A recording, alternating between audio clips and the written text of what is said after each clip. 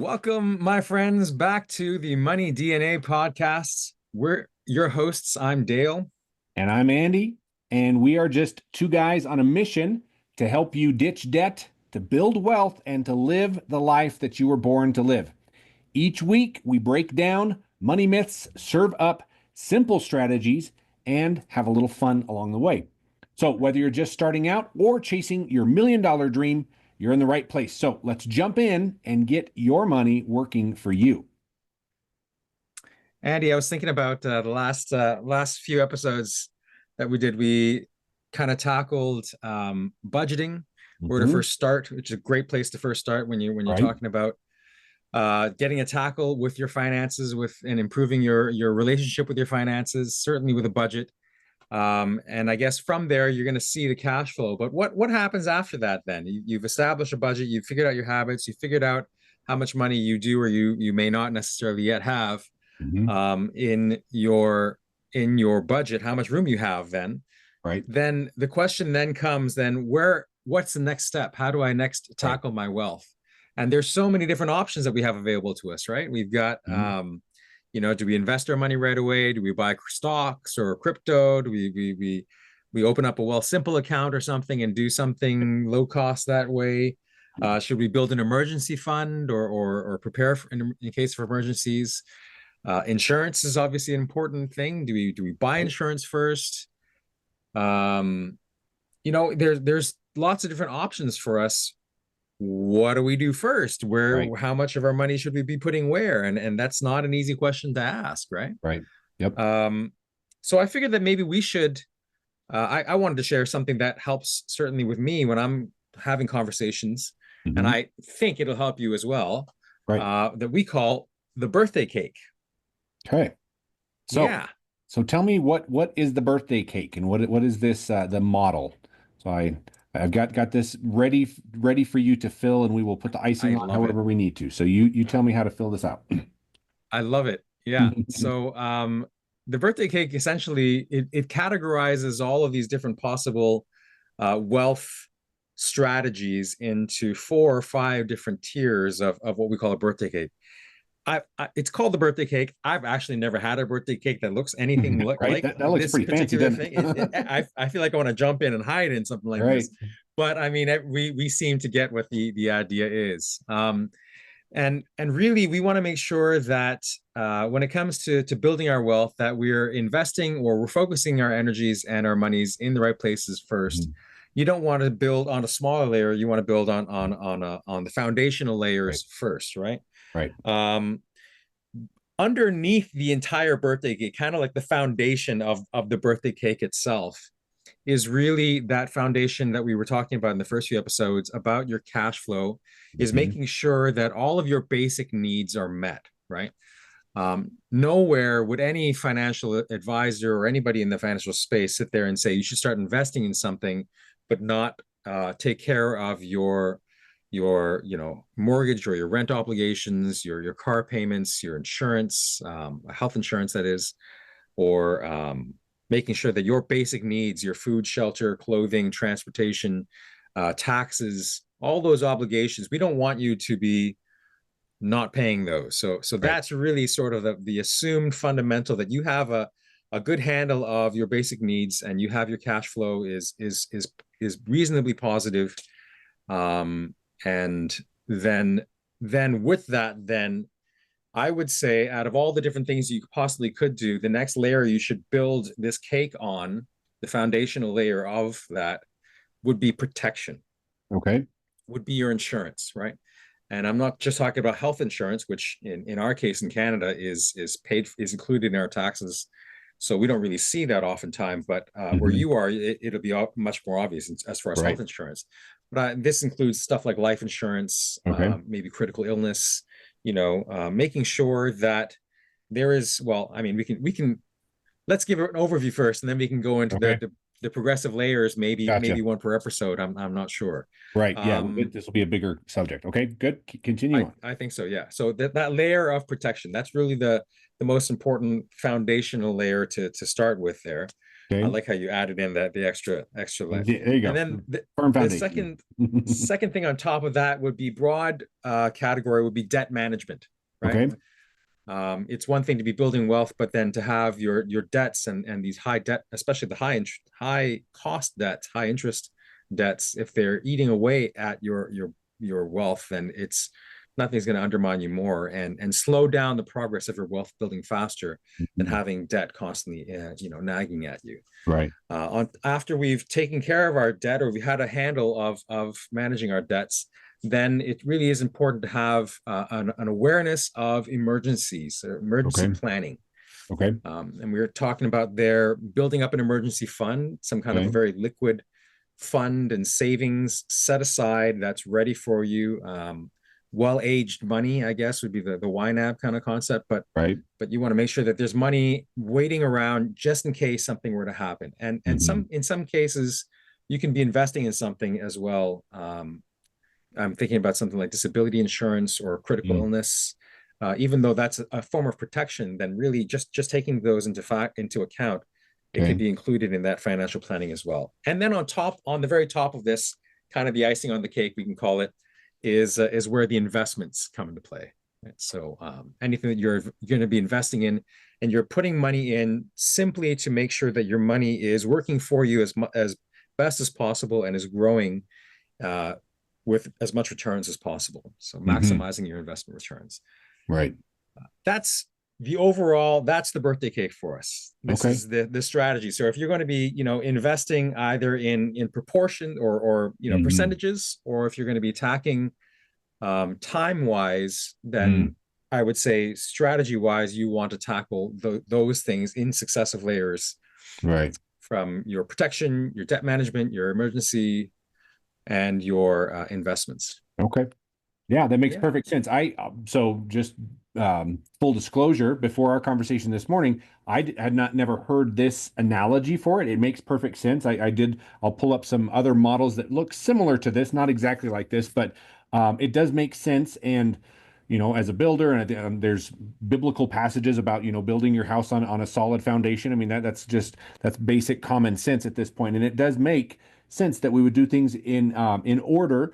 I'm sure that there's probably people looking at this like, oh, really? I would think that, four needs to be where two is. And you know what I'm saying? There's going to be some debate at different things. So I guess from your vantage point, Dale, I'll ask you as the expert in the room here, why do you think the order goes in this direction? Why? I think basic needs, I think we would all understand and agree with, like, yes, of course we have to pay our bills. We have to have, our basic needs met. But what is your take as to why things are ordered in this way? Give me your thoughts. Yeah. Well, I mean, I think every layer can have its own justification or something, Mhm. but and this kind of bleeds into our second question in some sense. Right. But let's say if it's a matter of like we talked about before, like I mentioned briefly before, the debt management. Hmm. You can be building your wealth, you can have lots of protection, but nothing's going to slow it down more like Right. bleeding out your money by paying unnecessary debts or Right. prolonging your debt obligations. And Correct. so, as much as possible, we want to minimize or reduce the Hmm. debt. I mean, ideally, we don't want that to be a layer of the equation. Very You want true. to take all the debts out altogether. Right. Right. As much as there are some, quote unquote, good debt and Hmm. maybe some bad debts, and some people believe in leveraging, low interest rates, especially to be able to invest that. I think in the grand scheme of things, trying to reduce or eliminate debt as much as possible is never a bad strategy, Hmm. really. Right. Right. Especially if it's like a high interest debt, like a high interest credit card or some kind of a loan or something Hmm. that's really eating away. And Right. it's nothing's going to undermine this overall structure. If this is a Hmm. house, then you want to make sure that that nothing's undermining or getting underneath the foundation of your Hmm. house. Right. Then and like debt does really, right? Hmm. Right. Um, in terms of sequence as well, making sure that you're building up emergency funds after Hmm. you have maximized the leverage power of protection and insurance, right? Hmm. Um, because your $100 a month or $50 a month, building up an emergency fund will go a Right. lot further if you were putting that money away or investing into an Mhm. insurance policy, some Right. kind of insurance. You know, you could be paying for a low cost term insurance policy for $100 a month, and that will cover you for, you know, hundreds of thousands of dollars potentially. Whereas an emergency fund is only going to be covering you for however much you could possibly be putting in over X amount of time. And maybe with a little bit more in terms of interest and growth. But Right. so Yeah. that's really where that protection is in term between comparing between insurance or protection generally and emergency funds. Hmm. You know, there's so much more power in that solid foundation of Hmm. having that protection in place, right? And we Right. really like any good sort of protection and insurance policy. You want that peace of mind. You want to have clarity. Hmm. You want a big buffer, a strong foundation to build a house on, and you don't want it to be too flimsy or thin materials. Hmm. I'm stretching this house building analogy in some sense, but and You're good. that's really where that maybe we should come up with that with a house instead of a birthday cake. I wonder if There you there's a go. different way to do this as like Right. investments as the roof or the chimney. You don't want to Hmm. be building your house with the chimney first or the roof first. You want to be starting with a firm foundation, Right.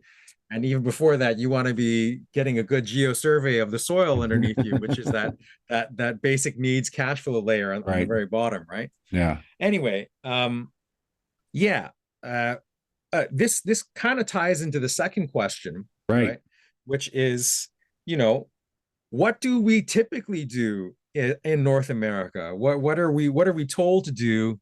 What do I see a lot of people starting with? And I kind of, not that it drives me crazy, but it takes a little bit of um, pause for Hmm. us to be able to, you know, rejig it, especially when I'm making suggestions like, hey, have you considered some kind of insurance? Hmm. It feels I'm fighting that sort of like, are you a sleazy insurance agent? You're just trying to sell me an insurance policy or Hmm. something, that kind of Right. thing. Right. And it's not. I really, Hmm. and I'm asking people wholeheartedly, you know, if it's a choice between buying an insurance policy first or saving up for your first house, what should be your priority, right? Mm. And that's a legitimate question. Like a lot of Sure people it is. straight out of school Right. might sit there and say, hey, I'm fresh out of college. What should I be, how should I be spending my money first? What should I be investing in Hmm. first? How do I grow my wealth now? If we know that Warren Buffett says, I wish I could have started even younger, I'm young. Right. I want to follow Warren's advice. So what's the Yeah. first thing I should be doing, right? I want to do what Warren does and buy stock. So maybe Hmm. I should be looking into stocks, or maybe I should be looking into invest into the S&P 500 somehow. Hmm. I don't know how to do that. Oh, I have Right. to open up a Wealth Simple account or a Questrade account or a whatever account, or hire some bookie somewhere and figure Hmm. out how I can invest my money. And that's where a bulk of a lot of Hmm. the advice I see on the internet, or I'm hearing anecdotally from my parents and a lot of my peers. Our brain instantly goes into like, which account gives me the highest amount of interest, right? Hmm. Highest amount of return. How do I save up and buy my first house? Or I want to get into the real estate thing right away. All these things are talking about that investment layer. And Hmm. whether we realize it or not, all of our energies have just gone into like, how do I invest? How do I invest? How do I invest?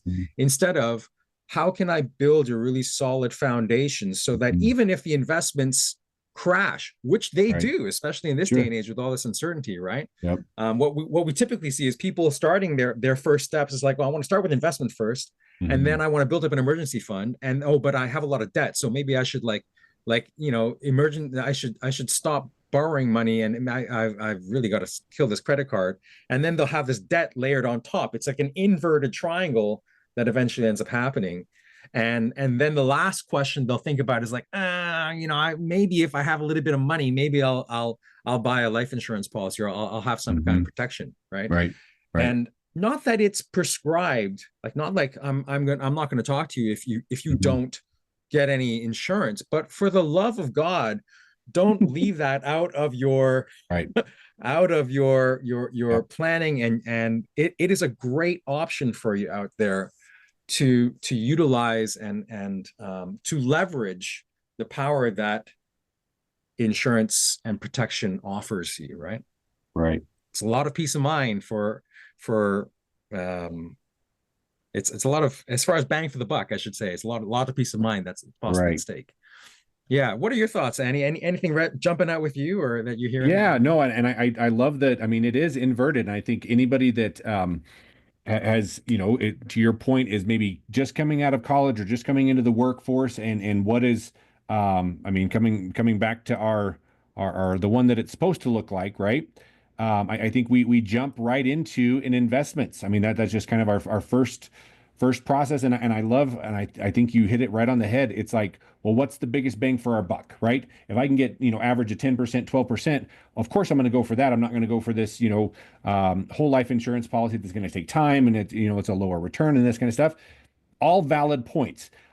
Just back to this idea, we're not saying that any of these are not important layers. All of these need to be important. And I had the little arrows there. Sometimes protection can maybe flow into an emergency, or protection can be somewhat of an investment. And some of those can kind of work off of each other if you set them up correctly, right?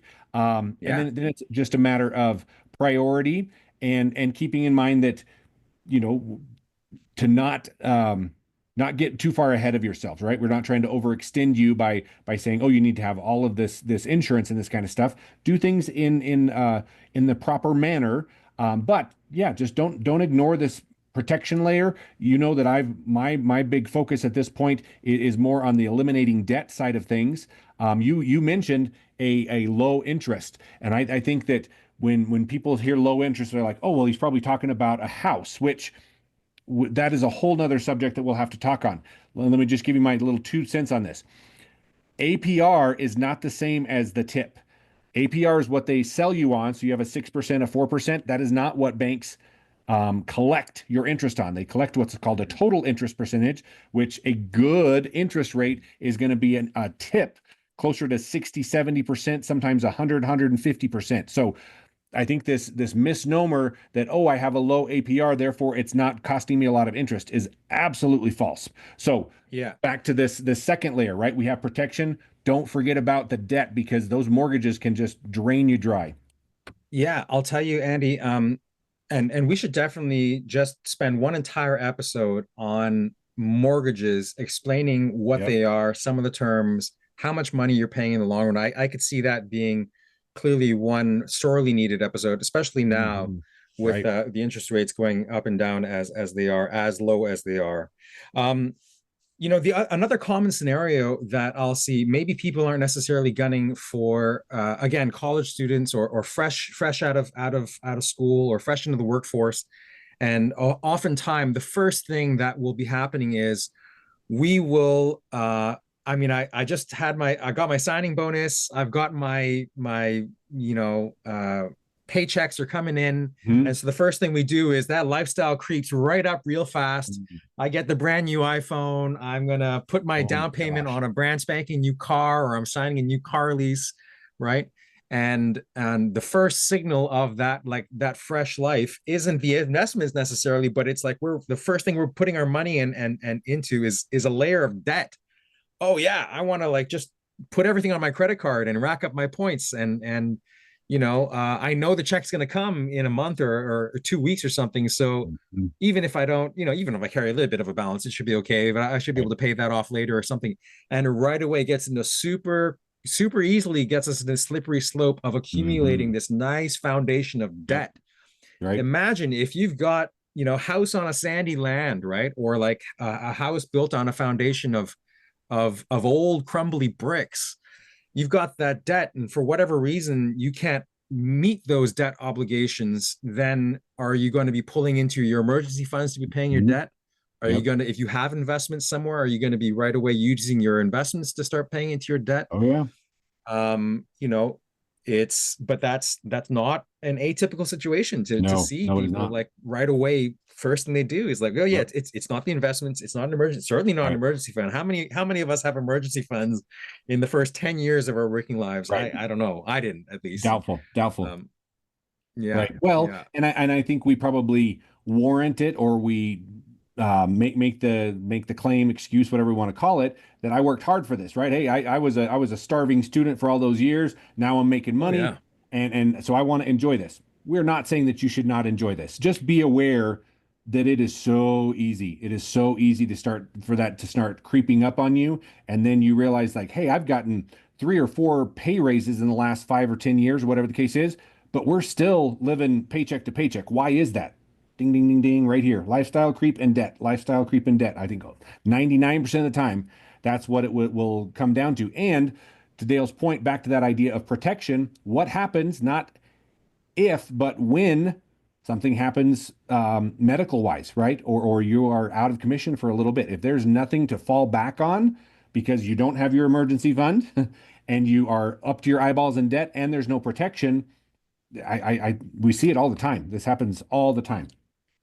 Yeah, especially in this day and age, we're hearing just as much as the market uncertainty is making news, increasing cancer rates or Mhm. all Right. premature deaths and unexpected situations. Andy, you Yeah. and I have talked about so many unexpected situations and health Mm. scares and deaths in my life around people that I know and Right. love. Yep. And I'm feeling it so much more. This sorely needed Mm. awareness and a conversation about like, hey, not if, but when these Yeah. things happen, Right. what do you have prepared, right? Right. Who's Yep. asking these questions? Not enough of us are asking these Mm. questions. So, No. yeah, it is. Don't wait. But for the love of God, number two, if I'm Right. going to put in Yep. another, for the love of God, for the love of God, Right. don't wait to be asking yourself and asking yourself these questions and asking for help. Have a conversation along the way. Yep. Um, yeah, it's almost like we planned for this, but this ties in perfectly into our next question. Hey, we're getting Right? good at this, Dale. Watch out now. Ask, ask, ask Mm. real. What was it? Ask real. Uh, don't wait to ask real hard questions. That is Yeah. so true. And I know that we're over our time or whatever, but whatever. It's our podcast. We can do what we want, right? Well, this is the third one, and it There you ties go. in. It ties in. So it is so true. And I think some of the times it's just I don't even know how to explain this. I'm sure some of it is a personality. I think there's probably some generational things where they don't want to talk. Like if you don't talk about death, like it won't happen, which we all know that's not true. But what should we do instead? There's our lead in, right? What should we do rather than avoiding the subject, having lifestyle creep be in there, get that pyramid inverted where we're focusing more on our investments. We have no protection, no emergencies fund. We're drowning in debt. What should we do instead, Dale? Yeah, I mean it. Asking these questions and having a Mm. conversation really is the first step. I believe. I believe that asking questions of ourselves, if we're not good at asking these questions ourselves and having these conversations in a very clear, cohesive manner, if we don't have a framework already there, then we ask other people. We Right, ask for other right. people's advice. We find out what are other people out there doing, and we have conversations with a trusted financial professional, right? People that we trust. There are some financial professionals out there that for not because they're terrible people, but because of the way the relationship, their jobs are structured, they're not Mhm. necessarily looking out for your best interests. They don't have Yeah, your best interests in mind. right. The banks will only make money the more people are in debt because they're in the Mhm. debt and credit game. That is the industry that they're in. Yep, God bless them. right. Nothing wrong with them, but they're not going to sit there and prioritize like how can you pay down your debts. Some of them Right, might if they're really nice people or something, but right, that's not what's right. going to help them. Hmm. In their bottom line, that's not meeting their interests. So, and they're not. A lot of them are not equipped to be able to have conversations or sell you any insurance products for a lot of banks, that's outside of their purview. So they're not going to be talking about it at all because they're not trained on it.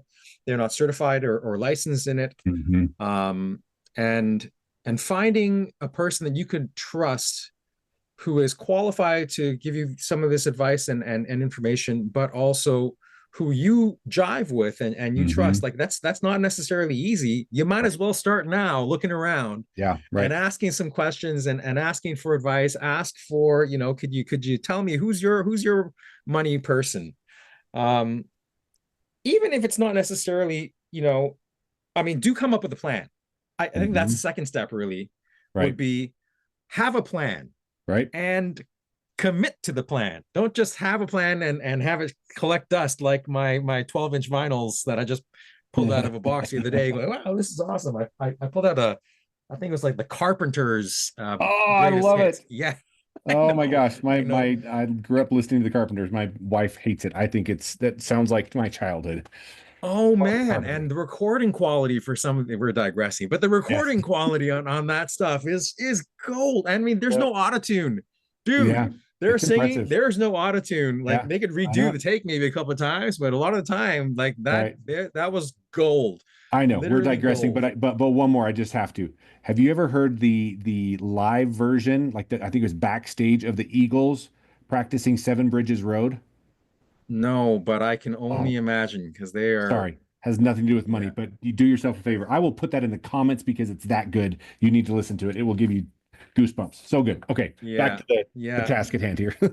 Yeah. I mean, like have the conversation and come up with a plan. Don't just have the conversation because it's like, oh, it's nice talking to you about Right. money things or something. But eventually Hmm. you want to be able to come up with some kind of a plan. And for the love of God, commit to the plan. Hmm. If you don't think it's worthwhile, then there's something chipping away at that belief or that Yep. that that Yep. whatever into the commitment. So I was just talking with my goddaughter, and she just said, "Hey, Uncle Dale, I'd love for you people to maybe talk to me about budgeting. Like, how does budgeting work? What's this all Okay. about?" And I figured you're the best person I want to Right. ask about this. I was so flattered. I loved it. I not only do I get to spend more time with her, but I remember sitting here saying, "Look, there's two pieces to the budgeting equation that you need to work on, right? There's two different things that we're going to be working on together. One is the hard money budgeting, the hard skills, Hmm. the hard like technical facts. What is the income? What are the Right. expenses? And how much are the interests? And that's the stuff that most of the financial conversations tend to drift to. But the Okay. other part that takes a lot of work is the inner work, is defining your Mhm. values, is knowing Yep. like what are your dreams, what do you want to Right. be able to accomplish, and how does money feed into or play a Mhm. role in those dreams, right? Like, Right. what is the legacy that you want to leave, Right. and or what is the legacy that you don't want to leave, right? Hmm. I Hmm. can't think about that song, Papa's a Rolling Stone, and um, yeah, and I don't want to necessarily like leave behind a lot of debts Yeah. or angst. I want to be able to leave not just in terms of the numbers, but in Mm. terms of the energy and Yeah.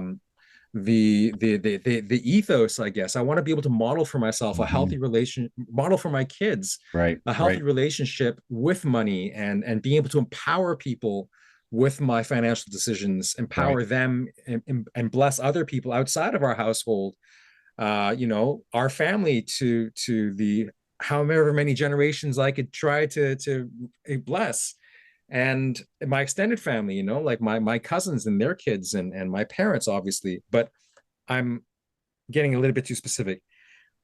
There's two different kinds of work, is what I'm trying to say. There is the hard work, but there's also that soft degree of work. Mhm. Yep. And oftentimes, the numbers and figures is sort of simple and straightforward. Like, it's very logical and it makes a lot of sense. But where it requires a lot of effort and a lot of deep diving in terms of that conversation is that sort of inner work, right? Hmm. Is the Right. spiritual, emotional, the imagination level stuff, that money of our money and our financial planning. But it's worth it. Yes. You got to commit to it. You got to commit to sticking with it and having conversations with yourself and somebody else, and come up with a plan and stick to it, because you will see Right. the fruits of it. You'll see it pays off, right? You had a Mhm. fantastic story about your MMA account and seeing on paper how it tracks. I mean, you should. I'm not gonna. You should tell the story, but how you saw the numbers shorten your time, lower the amount of total Yeah. interest that you're paying out to the bank, right? Tell me Yep. about that. Yes. So I wanted to jump back in there when we were talking about like knowledge without action is useless, right? I mean, I may know Yeah. what to do, but if we're not putting this plan into action, then it does no good. And I think it's the same goes true with getting new knowledge of like, hey, there's a faster way to pay off debt. There's ways to get you completely out of debt in half or a quarter of the time and put hundreds of thousands of dollars back in your pocket where you can, you know, do those dreams, travel where you want to do, upgrade the house, get the car, help kids through college, all this kind of stuff. There are ways to do that. So when you find it, or I guess one, be open to hearing that. I mean, Dale talked about finding and listening to trusted advisors. That's kind of the first step. I think there needs to be some, and that's kind of back to this inner work. I think some of this is like maybe get over all of the doubt, right? Just open your mind. If you do trust the person, I had that was the other one I had in there is the know, like, trust, and care, right? We hear a lot about know, like, and trust. If you are confident that the person that you're talking to cares about you, our hope, anyways, that kind of lowers the anxiety level a little bit. Like I'm not doing this to benefit myself. This is literally going to help you. So I'm all over the place at this point, but Mm, um, yes, join so the club. to do the inner work and to your idea with the financial GPS that I'm helping folks with, it's phenomenal to see. I've got a client right now that is in their 60s. Okay, they just got a 30-year loan. They're like, okay, so that puts us at 90 when we're paying this loan off. Am I going to have to work until I'm 85? We were able to lower that to less than 8 years, completely Whoa. paid off. That include their truck, that included some other like credit cards and that kind of stuff, completely out of debt in 8 years, not 30 years. So I get what you're saying, what you're thinking at this point, like, oh, it's too good to be true. Just talk to us, right? I mean, that's the part that I see day to day is that sometimes people um, don't at least have a conversation because of doubt. Hmm. Find the person that you trust and then hear them out and then do your due diligence. I would never want anybody to do something just because I said that it's good, but find the right people, find the person that you trust. um, Believe that could be right. Start dreaming again. That's I know Dale and I have talked about that a lot. That's one of the things that I love about this type of work is that we can allow people to dream again and think Hmm. bigger. So there we go. I Hmm. talked your ear off there. No, no, I wanted to hear your thoughts on it. I know you've got stories and the stories, like the knowledge, the stories are great, but when they're shared and they're put into action, when they Right. spark the imagination and they're implemented on, Absolutely. that's when they're really, really powerful. Right. Yeah, I mean, we talked about the birthday cake and having a plan. The birthday cake analogy, I guess, feeds into and helps us structure. It's a framework, really. It's a Yep. guideline to be able to help us come up with the plan. And it takes a little bit of time and effort, but it's totally worthwhile. Mhm. So yeah, we wanted to share that today. I think we talked about Andy, going into every layer of that birthday Yep. cake, and Yep. maybe for the following episodes and kind of Exactly. digging into a little bit. Yep. So this was just meant to be as an introduction. You, like me, had maybe never heard of the birthday cake model, so we wanted to give you kind of an introduction. I will say before we kind of wrap this up, understand that like every birthday cake out there, there are no two birthday cakes that are exactly the same. We are not implying or suggesting that yours has to be exactly like this, the same proportions, the same percentages, right? Everybody's is going to be a little bit different. If your second layer is maybe almost as big as your bottom layer, whatever the case is, don't take this as like, oh, if it's not exactly proportional, then it's not useful. Just be aware of it, right? Maybe you are not aware of the importance of protection, right? So even if that's a smaller layer at this point, at least put it in there somewhere, right? So again, That's right. our hope always is to share new information, give you some new insights, let you marinate on those a little bit, and we'll come back next week and we'll kind of dive into it a little bit more. But hopefully, this has been a very intriguing day for myself. Dale and I have talked a lot. This took, for what it's worth, this is like 12 hours later that we tried to record this episode. It has been a weird day, but I'm very, very happy that we did because I thought this was a really, really good message for folks. So thanks, my friend. Appreciate it. Thank you, Andy. We appreciate this time. All right. Take care, guys. We'll see you next time. See ya.